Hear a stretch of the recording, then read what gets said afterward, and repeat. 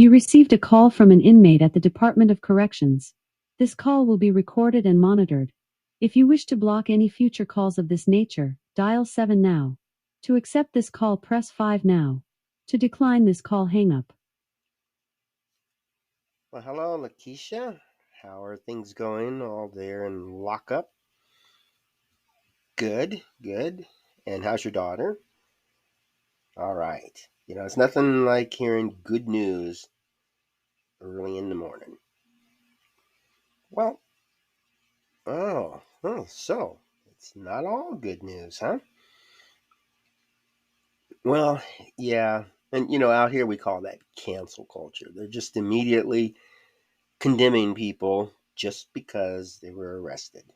The true justice system is supposed to do an investigation, have a trial, convict the person, and then we run around and say that this person is guilty. But I don't know.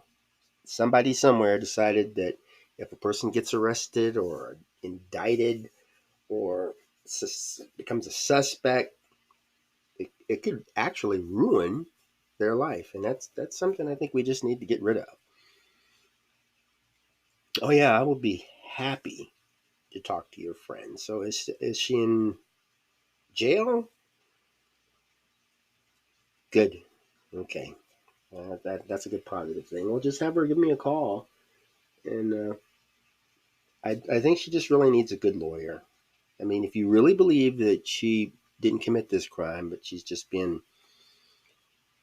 treated badly by the community, there's a certain approach we need to take. Okay. Yep.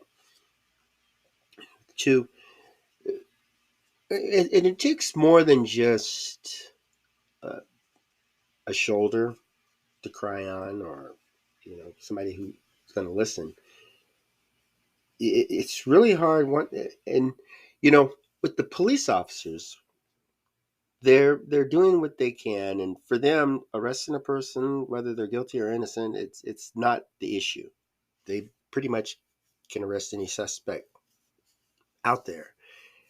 It's up to the justice system to find out if the person is guilty, and then put the proper sentence out there, or fines or whatever. And I mean, if the police officers acted out of line and arrested somebody shouldn't have been arrested, it's on them. So we're just going to have to keep an eye out on all that stuff, and I can work with her on that, and we'll just look at the big picture. I really believe that people are innocent until proven guilty. Well, that's true. Yeah, you went out, you committed a crime, and of course your ex didn't really help, but you went to trial, you had your chance to defend yourself, and you got convicted. So it's easy for us to say you're a convicted criminal. Yeah, and that's way different than the cancel culture stuff. That's where, while you're waiting for trial, people are immediately taking action. The police officers arrested her. Her ex told on her, and so therefore she must be guilty, and they just start acting on it. And as you said, there was a few things that they were accusing you of, but only some of them were true. So imagine that some of the false accusations were just You have 60 seconds remaining. used against you as if you were guilty. Uh-huh. Mm-hmm. It's all cancel culture, and it's going to really bring us down if we don't get a hold of it. And there's even situations where people were automatically condemned for committing a crime and were totally exonerated. I mean, they went to trial, found out they were not guilty. Somebody else committed the You have crime, 30 seconds remaining. but the damage had been done. Okay, well, just have her give me a call, and thanks for all the updates. And I'm sad to hear that, but when people are innocent, we definitely need to fight even harder to prove it. Oh yeah, we'll definitely do that, and I know we'll get your support too. Good, good. Yeah, you do have some insight. Fantastic. All right. Thank you for using Inmate Call.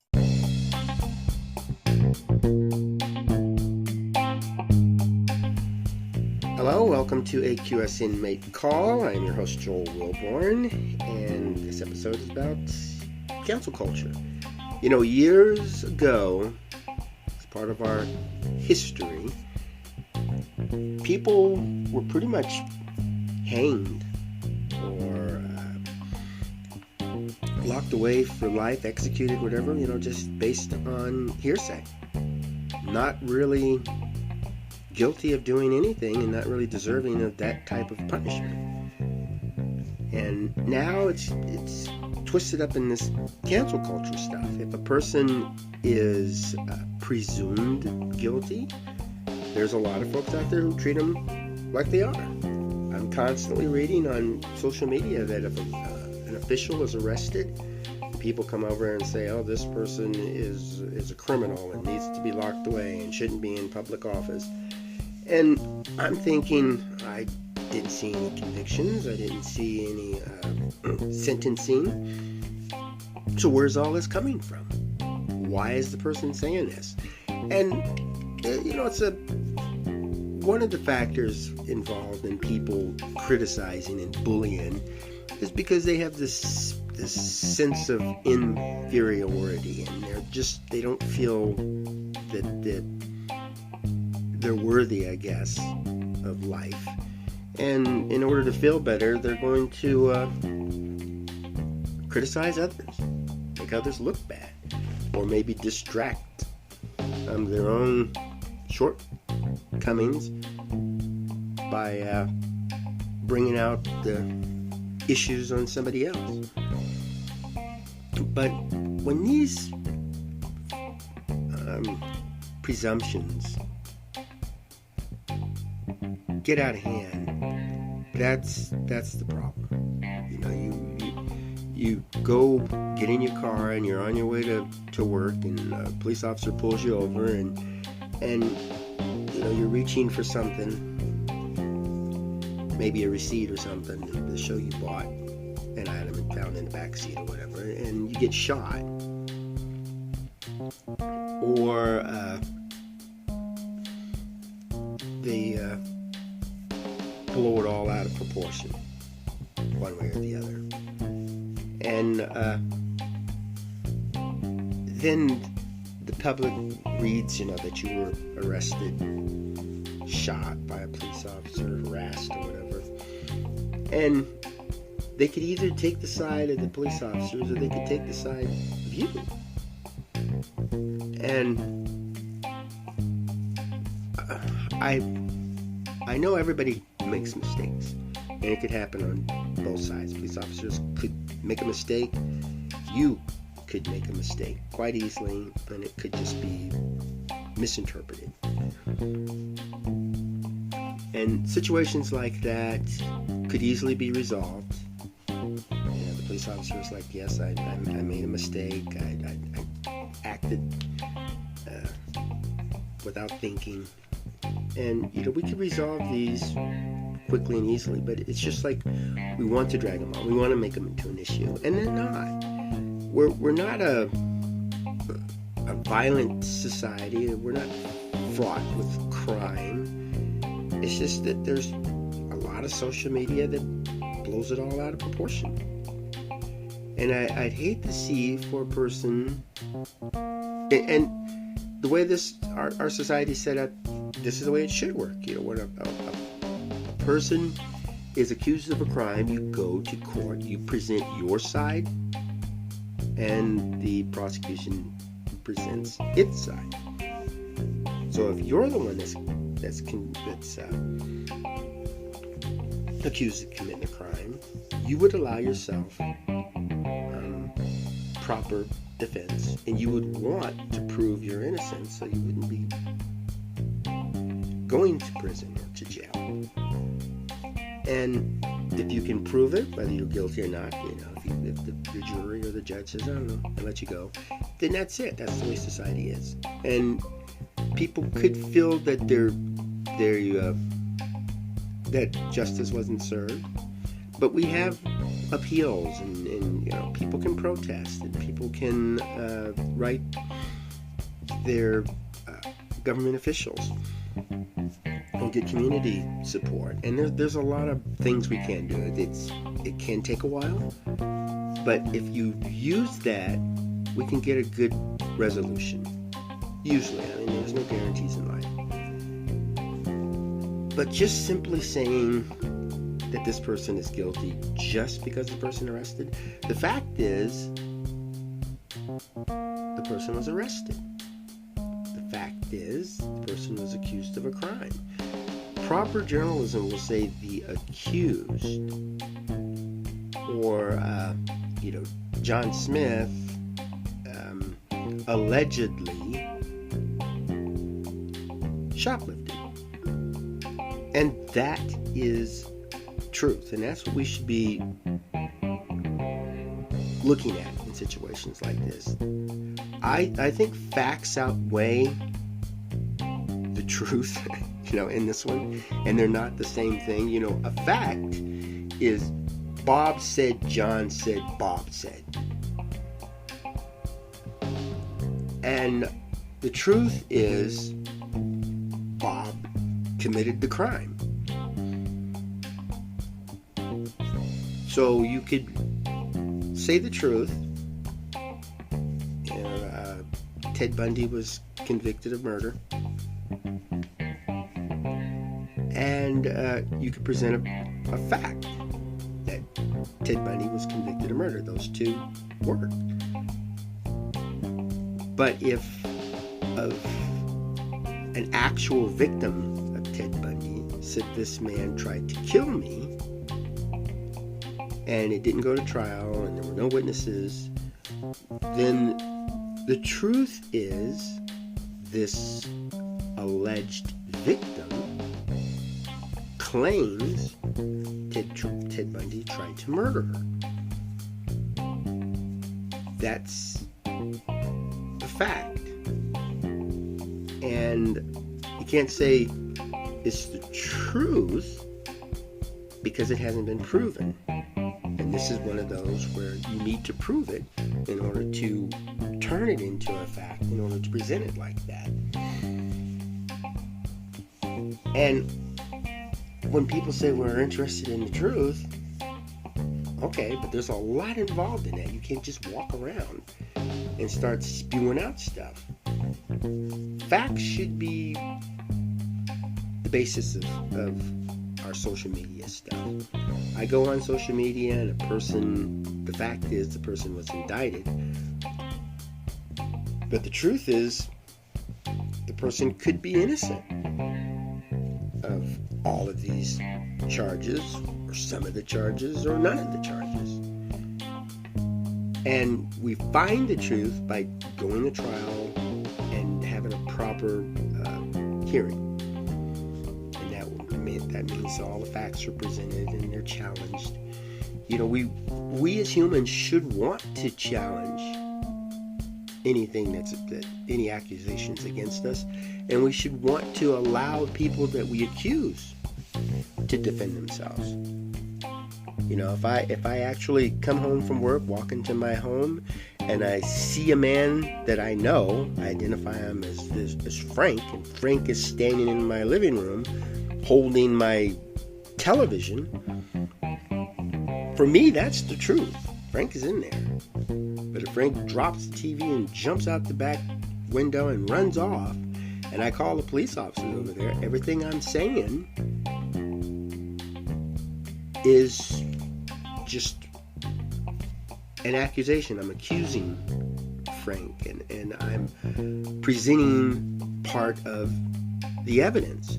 They can check for fingerprints, check for video cameras, check the scene, the crime scene, and look for witnesses. Maybe somebody saw Frank jump out the window. I don't know. And for me, I'm adamant. I saw him. He did this, no doubt. For me, that's the truth. But I have to understand my truth needs to be proven in court. And who knows, maybe I was confused somewhere along the line. Maybe something didn't quite jog. Or maybe Frank was so well that he covered his tracks and didn't leave any evidence linking him to the crime. But in the United States, we just got to realize that there's a lot more to a conviction than just simply saying that this happened. And so when I'm looking at social media, I really don't believe anything. And it makes me so comfortable, because I'll look at that and I'll think, what a sad soul to have to criticize these people without having any facts, that these people have to make stuff up just to feel good about themselves. It's sad. It's a terrible thing that people have to do that in order to get through their day. I do like those documentaries I see on TV or stories I read in books and magazines that present facts and treat me as an intelligent human being. I'm intelligent. This is what we found, and this is the way it was perceived in court. This is the way the witnesses saw it. Just talk to as many people and get as much stuff out. That's good journalism right there. So that when I'm done with the program or done reading, I can sit back and say, yeah, I believe this person is guilty. Or, you'll see some documentaries and stuff that try to prove a person's innocence. When I talk to folks that are locked up, a lot of them say, yes, I'm guilty. But on occasion, I'll get somebody that says I'm innocent. And I'm working with a person now who says he's innocent and he has some proof. And evidence is just now popping up that proves he's innocent. He says, I was set up and now I have the evidence. I want to present that to people so that when people see the interview, they'll come back and think, oh yeah, this person sounds like he's telling the truth, or this person is obviously lying. And I would like to get as many people involved as I can. I'd like to kind of turn it into like a journalism, but usually it's just their side of the story. I know a few times I've reached out to other folks, and I don't really like talking to victims and their families because I don't want to dredge up the past on them, reopen some wounds. But when a person comes off and says something, and then maybe one of the victims wants to post a comment or call me up and give their side, I'm all for that because I'm interested in the facts. And the fact is, this person is presenting his side of the story. And since I don't have a lot of facts to support that, when you hang up, you can think, maybe this is something that should be looked into again. But don't automatically say, this person is innocent and should have been locked up, or this person is guilty and should have gotten a bigger sentence. But you're entitled to your opinion. And if you state it as that, I saw this interview on Oxyword, and I believe this person's side of the story. That's your opinion. That's what you believe. And I would report it as you stated that you saw this interview and you agree with the person who was in the interview. That's a fact. Not this person that was interviewed is innocent, because that's wasn't was proven. And so we need to go by convictions. All the people who are convicted were convicted of a crime. That's the fact. That's the truth. Now, whether or not they should be there, whether or not they actually committed a crime, and that we have to leave up to another trial to get an appeal. But also, we need to remember that either this person is saying something, I'm innocent and this conviction is wrong. The fact is, you said that. The truth will be discovered later on. hopefully. And that's one of the things prison reformists do. We've got to try to figure out if somebody is in there unjustly, or if the person is in there and the treatment is wrong. I've been able to make some strides in the people I've worked with, and the state that I'm working with has improved a little bit because I'm not getting as many complaints as I did when I first started out. And it's neat. I want to be put out of work in that field. I don't want to be sitting there saying, oh my goodness, I got to work with the state for the rest of my life. I complain, they complain, we present some facts, make some changes. Let's get things improved out there. But cancel culture, we need to get rid of that. People are guilty when they're convicted, and even that's not 100%. We have to be fair, and I think if we all treat each other with respect and open the doors for facts, and I do mean facts, let's report facts as facts and not hearsay, then I think we'll be better. But we're going to have to talk, we're going to have to communicate, we're going to have to share our ideas, and we're going to have to respect people. If I have an opinion that I don't like bacon and eggs for breakfast, the fact is I said I don't like bacon and eggs for breakfast. The truth is not that I don't like bacon and eggs for breakfast. Only I know the truth, and I can never relay it to anybody. But the fact is, that's what I said. And I could say, the fact is I told this person that, or I broadcast this over the podcast. I think that's one of the things that needs to be taught in school, the difference between truth and fact. They're not always the same thing.